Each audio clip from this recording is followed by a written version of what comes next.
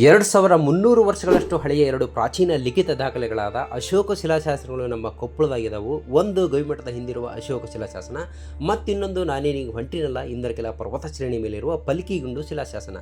ಕೇಳಕ ಈ ಹೆಸರಿನ ಒಂಥರ ಮಜೆ ಐತಿ. ಏನಿದರ ಹಿಂದಿನ ಕಥೆ ಅನ್ನೋದನ್ನು, ಮತ್ತೆ ಅಶೋಕ ಈ ಶಿಲಾಶಾಸನ ಇಲ್ಲೇ ಯಾಕೆ ಕೊರಿಸಿದ, ಏನದರ ಹಿಂದಿನ ಉದ್ದೇಶ, ಮತ್ತು ಏನದರ ತಲಾಂತರಗಳಿಂದ ನಮ್ಮೆಲ್ಲರೂ ನೀಡುವ ಸಂದೇಶ ಅನ್ನೋದನ್ನು ಇವತ್ತು ಅನಾವರಣ ಮಾಡೋಣಂತ.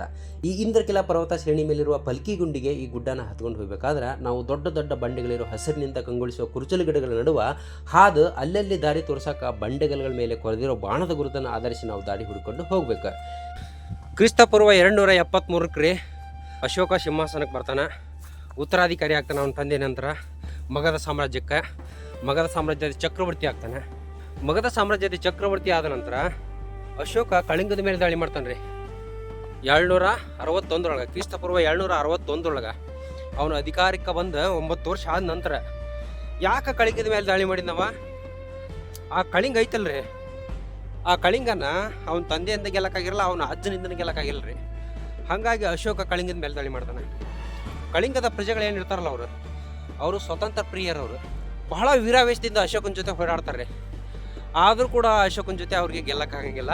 ಆ ಯುದ್ಧದೊಳಗೆ 1 ಲಕ್ಷ ಜನ ಸೈನಿಕರು ಸಾಯ್ತಾರೆ ರೀ, 1.5 ಲಕ್ಷ ಜನ ಸೆರೆಳು ಆಗ್ತಾರೆ, ಮತ್ತು ಸಾವಿರಾರು ಜನ ಗಾಯಾಳುಗಳಾಗ್ತಾರೆ. ಅಷ್ಟೇ ಅಲ್ರಿ, ಆ ಯುದ್ಧದೊಳಗೆ ರುದ್ರ ಅನ್ನಂಗಿಲ್ಲ, ಹೆಣ್ಮಕ್ಳು ಅನ್ನಂಗಿಲ್ಲ, ಸಣ್ಣ ಮಕ್ಕಳು ಅನ್ನಂಗಿಲ್ಲ, ಎಲ್ಲರನ್ನೂ ಸಂಹಾರ ಮಾಡ್ತಾರೆ. ಇದರಿಂದ ಅಶೋಕನ ಮನ ಕಲಕುತ್ತೆ. ಅಶೋಕನಿಗೆ ಬಹಳ ದುಃಖ ಅನಿಸುತ್ತೆ, ಬಹಳ ನೋವಾಗುತ್ತೆ. ಅದ ಸಂದರ್ಭದೊಳಗೆ ಅವನು ಆ ಯುದ್ಧ ಭೂಮಿ ಒಳಗೆ ತನ್ನ ಖಡ್ಗವನ್ನು ಬಿಟ್ಟ ಅಂತೇಳಿ ಹೇಳ್ತಾರೆ. ಅಂದ್ರೆ ತನ್ನ ಖಡ್ಗವನ್ನು ತ್ಯಜಿಸಿದ ಅಂತ ಹೇಳ್ತಾರೆ. ಅಂದ್ರೆ ಇನ್ಮೇಲಿಂದ ನಾನು ಯುದ್ಧ ಮಾಡೋಂಗಿಲ್ಲ, ದಿಗ್ವಿಜಯದಿಂದ ನಾನು ನನ್ನ ಸಾಮ್ರಾಜ್ಯವನ್ನು ವಿಸ್ತರಣೆ ಮಾಡೋಂಗಿಲ್ಲ.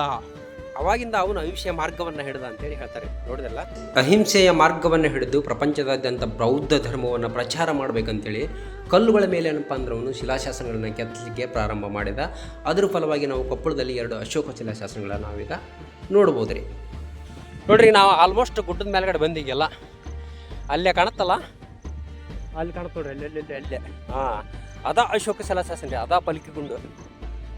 ಆ ಪಲ್ಕಿಗುಂಡು ಮೇಲೆ ಹತ್ತಿ ಹೋಗ್ಬೇಕು ನಾವು. ಅಲ್ಲೇ ಅಶೋಕ ಕೆಳಗಡೆ ಶಿಲಾಶಾಸನ ಬರಿಸಿದಂತೆ ನೋಡೋಣಂತ. ಅಲ್ಲಿ ಏನೈತೆ ಅಂತೇಳಿ, ಏನು ಬರಿಸ್ಯಾನ ಅಶೋಕ ಅಂತೇಳಿ ನೋಡೋಣಂತ ನಿಮ್ಗೆ ಹೇಳ್ತಾನೆ. ಮೇಲೆ ಹೋದ್ಮೇಲೆ ನಮಗೆ ಸಮತಟ್ಟಾದ ಜಾಗ ಸಿಗುತ್ತಾ. ಆಮೇಲೆ 2 ದೊಡ್ಡ ದೆವ್ವನಂತ ಬಂಡಿಗಳ ನಡುವೆ ಹಾಸಿ ಹೋದರೆ ನಾವು ಬಲಗಡೆ ಕಾಣೋದು ಅಶೋಕ ಶಿಲಾಶಾಸನ ಪಲ್ಕಿಗುಂಡು. ಇಲ್ಲೇನು ಹಿಂದೆ ನೋಡತ್ತಿರಲ್ಲ, ಇದಾ ಪಲ್ಕಿಗುಂಡ್ರಿ. 2 ಆ ಕಡೆ ಈ ಕಡೆ ಬಂಡೆ ಅದಾವು. ಮೇಲೆ ಏನಪ್ಪ ಅಂತ ಚಪ್ಪಟೆ ಆಕಾರದ ಕಲ್ಲು ಐತಿ.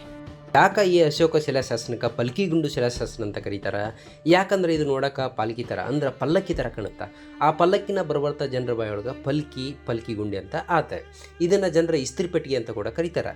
ಅಶೋಕ ಚಕ್ರವರ್ತಿ ಈ ಪಲ್ಕಿಗುಂಡು ಶಿಲಾಶಾಸನದಾಗ ನಮ್ಮೆಲ್ಲರಿಗೂ ಏನು ಶಾಂತಿ ಮತ್ತು ಅಹಿಂಸೆ ಸಂದೇಶ ಬರೆಸಿದಾನಂದ್ರೆ, ಪ್ರಾಣಿ ಹಿಂಸೆ ಮಾಡಬಾರ್ದು, ತಂದೆ ತಾಯಿಗಳನ್ನ ಪ್ರೀತಿಸಬೇಕು, ಗುರು ಹಿರಿಯರನ್ನು ಗೌರವದಿಂದ ಕಾಣಬೇಕು, ಮತ್ತು ಒಬ್ಬ ಮನುಷ್ಯ ಎಷ್ಟೇ ದೊಡ್ಡವನಿರಲಿ ಮತ್ತು ಸಣ್ಣವನಿರಲಿ ಅವನ ಸತತ ಪರಿಶ್ರಮದಿಂದ ಸ್ವರ್ಗವನ್ನು ಪಡಿಬಹುದು.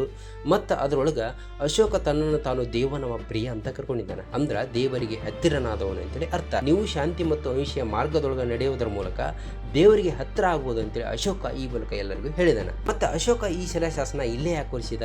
ಯಾಕಂದ್ರೆ ಅವಾಗ ಕೊಪ್ಪಳ ವಾಣಿಜ್ಯ ಕೇಂದ್ರ ಆಗಿತ್ತು. ಅಷ್ಟೇ ಅಲ್ಲ, ಇಲ್ಲಿ ಬೌದ್ಧ ಮುನಿಗಳು ಈ ಗುಡ್ಡದ ಮೇಲೆ ಧ್ಯಾನ ಮಾಡೋಕ್ಕೆ ಬರ್ತಿದ್ರು. ಅವ್ರ ಮೂಲಕ ಈ ಸಂದೇಶ ಜನರಿಗೆ ತಲುಪಲಿ ಅನ್ನೋ ಉದ್ದೇಶ ಅವನದಾಗಿರುತ್ತೆ. ಮತ್ತು ಇನ್ನೊಂದು ಏನು ಹೇಳ್ತಾರೆ ಇತಿಹಾಸ ತಜ್ಞರು ಅಂದ್ರೆ, ಕೊಪ್ಪಳದ ಸುತ್ತಮುತ್ತಲಿನ ಪ್ರದೇಶದೊಳಗೆ ಕಬ್ಬಿಣದ ಅದಿರು ಮತ್ತು ಇನ್ನಿತರ ಖನಿಜ ನಿಕ್ಷೇಪಗಳು ಅಪಾರ ಪ್ರಮಾಣದೊಳಗೆ ಸಿಗ್ತಿದ್ವು. ಹಾಗಾಗಿ ಅವುಗಳನ್ನು ಸಂರಕ್ಷಣೆ ಮಾಡುವ ಉದ್ದೇಶದಿಂದ ಅಶೋಕ ಕೊಪ್ಪಳದಾಗ 2 ಶಿಲಾಶಾಸನ ಕೊರಿಸಿದೆ ಅಂತೇಳಿ ಹೇಳ್ತಾರೆ. ನೋಡಿದ್ರಲ್ಲ ಅಶೋಕ ಶಿಲಾಶಾಸನ ಹೆಂಗಿತ್ತು ಅಂಥೇಳಿ. ಈ ಸಂಚಿಕೆ ನಿಮ್ಗೆ ಇಷ್ಟ ಆಗೈತೆ ಅಂದ್ಕೊಂಡಿನಿ. ಇಷ್ಟ ಆಗಿದ್ರೆ ಲೈಕ್ ಮಾಡಿರಿ, ಸಬ್ಸ್ಕ್ರೈಬ್ ಮಾಡಿರಿ. ನಾ ಮುಂದೆ ಇನ್ನೊಂದು ಚಲೋ ವಿಡಿಯೋದಾಗ ನಿಮ್ಗೆ ಸಿಗ್ತೀನಿ ಅಂತ. ಅಲ್ಲಿವರೆಗೆ ಎಲ್ಲರಿಗೂ ನಮಸ್ಕಾರ ರೀ.